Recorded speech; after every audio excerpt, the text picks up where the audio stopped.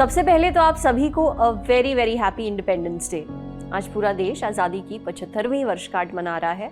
बहुत ही स्पेशल दिन है आज, इसलिए आज का शो भी थोड़ा हटकर होने वाला है। इन 75 सालों में हमारे देश ने बहुत तरक्की की है, कई जीत हासिल की है। आज के शो में हम ऐसी ही एक जीत को सेलिब्रेट कर रहे हैं। जीत उन बीमारियों के खिलाफ जो हजारों सैकड़ों लोगों की जान ले लेती थी।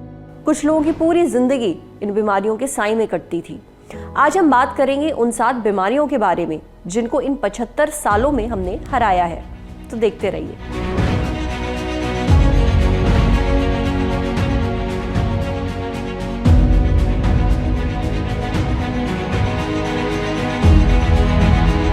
याद है अमिताभ बच्चन का वो एड, 2 बूंद जिंदगी की? हम अक्सर इसको टीवी पर देखा करते थे। आपको पता है अमिताभ बच्चन ने इन एड्स के लिए 1 भी रुपए नहीं लिया था। ये ऐड बनाए गए थे लोगों में पोलियो को लेकर जागरूकता फैलाने के लिए। इन एड्स ने अपना असर भी दिखाया। सरकार की सालों की मेहनत, ग्लोबल पोलियो इरेडिकेशन इनिशिएटिव का कमाल और वर्ल्ड हेल्थ ऑर्गेनाइजेशन यानी कि WHO के साथ ने मिलकर पोलियो को देश से भगा दिया।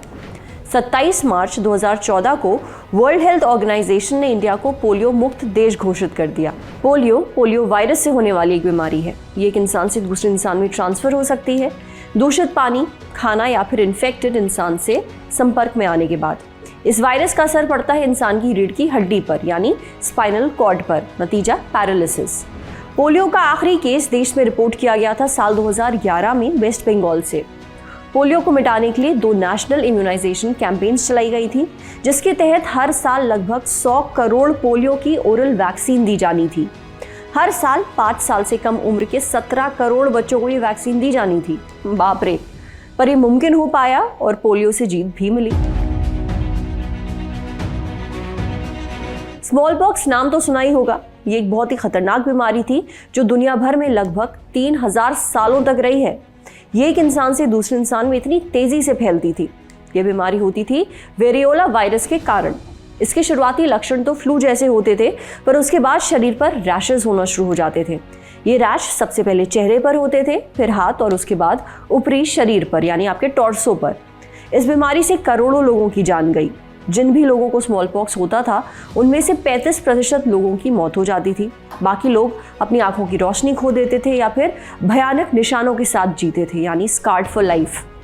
देश में 1974 में भयानक तरीके से स्मॉल पॉक्स के केसेस फैले थे।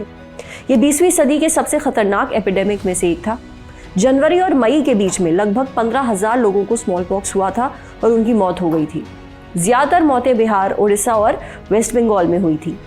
स्मॉल पॉक्स को मिटाने के लिए सरकार ने 3 साल का समय तय किया था। मकसद था कि 3 साल के अंदर ज्यादा से ज्यादा वैक्सीनेशन करना, पर यह प्लान फेल हो गया। 1964 में सरकार ने अपनी स्ट्रैटेजी थोड़ी बदल ली। उन राज्यों पर फोकस किया जहां इस बीमारी के केसेस फैले हुए थे। WHO ने भी सरकार का इसमें काफी साथ दिया। एक्टिव स्मॉल पॉक्स के केसेस ढूंढे जाते थे और वैक्सीनेशन किया जाता था। ये प्लान काम किया और साल 1975 आते आते इस बीमारी के केसेस लगभग देश में खत्म हो गए थे। देश में स्मॉल पॉक्स का आखिरी केस था 31 साल की महिला का, जिनका नाम था साइबान बीबी। 1977 आते आते इस बीमारी का नामो निशान मिट चुका था। सच बताऊं तो इस बीमारी का नाम मैंने पहले कभी भी नहीं सुना था। यॉस बैक्टीरिया से होने वाली एक बीमारी है और आसान भाषा में समझें तो ये क्रॉनिक स्किन इन्फेक्शन है। इसमें शरीर पर लम्स हो जाते हैं यानी फोड़े और अल्सर बन जाते हैं, पर इन लम्स से कैंसर नहीं होता। यॉस से होने वाला इन्फेक्शन स्किन और हड्डियों पर असर करता है। देश में यॉस का पहला केस रिपोर्ट किया गया था साल 1887 में असम के टी गार्डन्स से। यॉस एक ऐसी बीमारी है जो ज्यादातर आदिवासी जनता में फैल रही थी, खासतौर पर उन लोगों में जो दूर दराज पहाड़ या फिर जंगलों में रहते थे। सितंबर 2006 में ये बीमारी देश से खत्म हो गई। जुलाई 2016 में WHO और यूनिसेफ ने इंडिया को यॉस फ्री घोषित कर दिया। वैसे बता दें कि WHO का ग्लोबल टारगेट था 2020 तक दुनिया से इस बीमारी को खत्म करना। इंडिया ने ये 4 साल पहले ही कर लिया। इस बीमारी को मिटाने के लिए डोर टू डोर सर्च की गई यानी एक्टिव केसेस ढूंढे गए। पेनिसिलिन और एजिथ्रोमाइसिन जैसी एंटीबायोटिक्स की मदद से इस बीमारी का इलाज किया गया। मैटरनल एंड नियोनेटल टेटनस एक ऐसी बीमारी है जिससे आज भी दुनिया के कई हिस्सों में हजारों नवजात बच्चों की जान जाती है। शॉर्ट में इस बीमारी को MNT भी कहते हैं। यह बैक्टीरिया से होने वाली बीमारी है। और इस बीमारी का कारण है अनहाइजीनिक यानी गंदी परिस्थितियों में बच्चे को जन्म देना। इसकी वजह से माँ और बच्चा दोनों ही MNT के रिस्क पर होते हैं और उनका सर्वाइवल रेट खतरे में रहता है। 1988 में टेटनस से 1,60,000 बच्चों की मौत हो गई थी। साल 1983 में सरकार ने टेटनस टॉक्सॉइड वैक्सीन की 2 डोजेस इंट्रोड्यूस की थी। ऐसा इम्यूनाइजेशन पॉलिसी के तहत किया गया था और यह वैक्सीन प्रेगनेंसी के दौरान औरतों को लगाई जाती थी।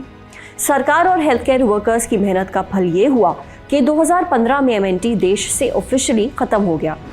2016 में global health organization for maternal and neonatal tetanus ने इसका ऐलान भी किया। रिंडरपेस्ट को पशु महामारी के नाम से भी जाना जाता है।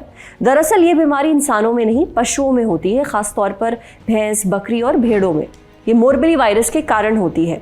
इंसानों में से मिलता जुलता वायरस है मीजल्स वायरस। इसमें पशुओं को बुखार आ जाता है, भूख नहीं लगती, दूध नहीं बनता है या बहुत कम बनता है, सांस बहुत तेज चलती है, आँख और नाक से पानी जैसा बलगम निकलता है और कभी कभी इसमें खून भी आता है।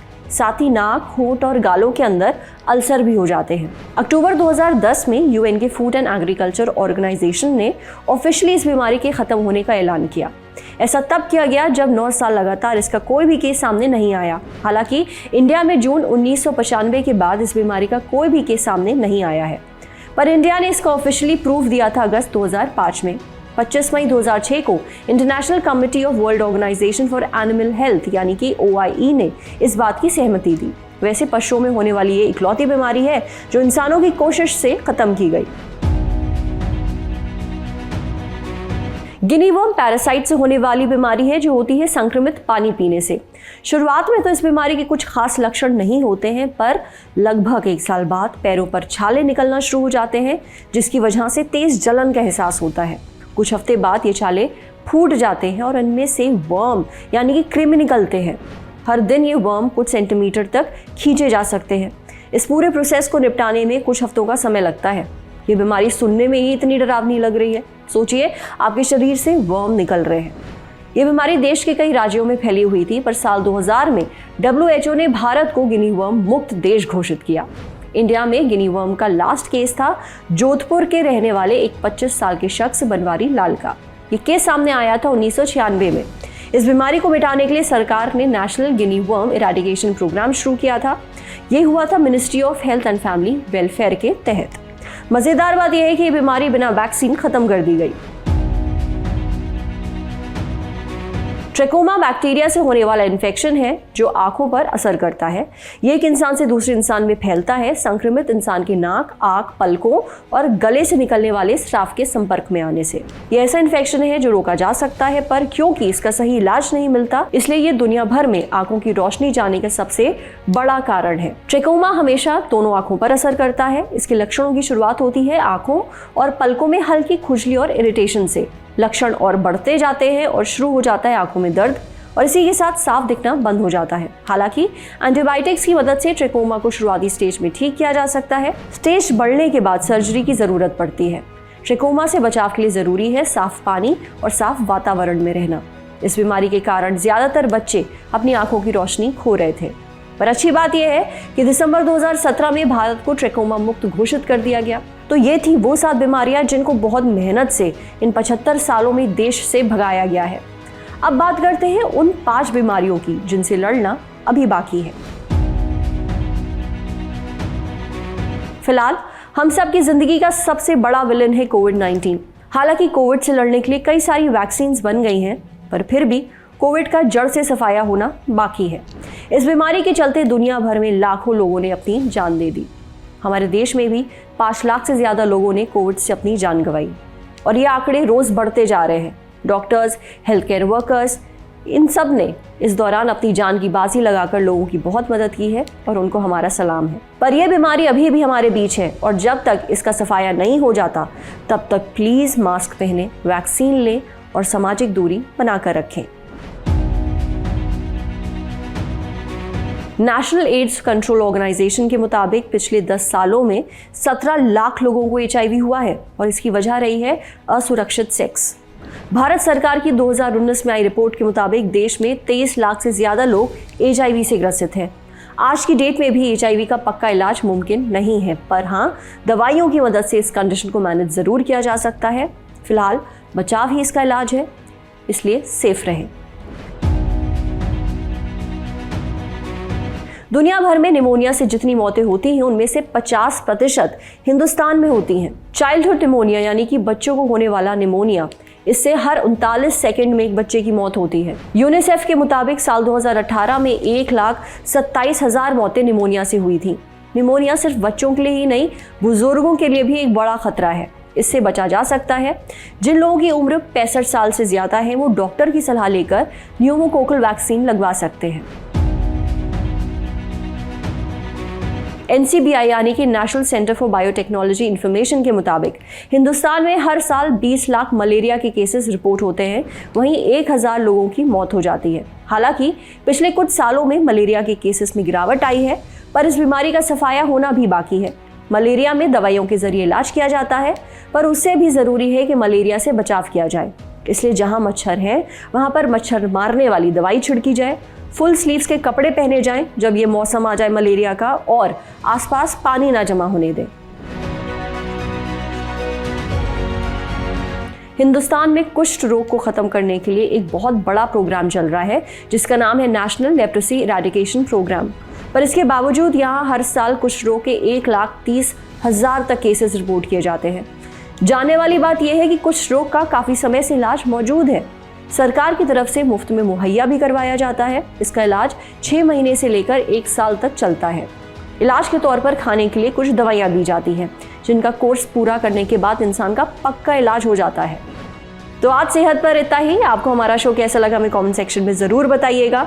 अगर ये वीडियो फेसबुक पर देख रहे हैं तो हमारे फेसबुक पेज को लाइक करिए, यूट्यूब पर देख रहे हैं तो हमारे चैनल को सब्सक्राइब करिए, बेल आइकन पर ज़रूर क्लिक कर दीजिए ताकि जब भी हम कोई नया वीडियो अपलोड करें तो उसका नोटिफिकेशन आप तक सबसे पहले पहुंचे। और एक बार फिर से आप सभी को a very happy independence day. शुक्रिया।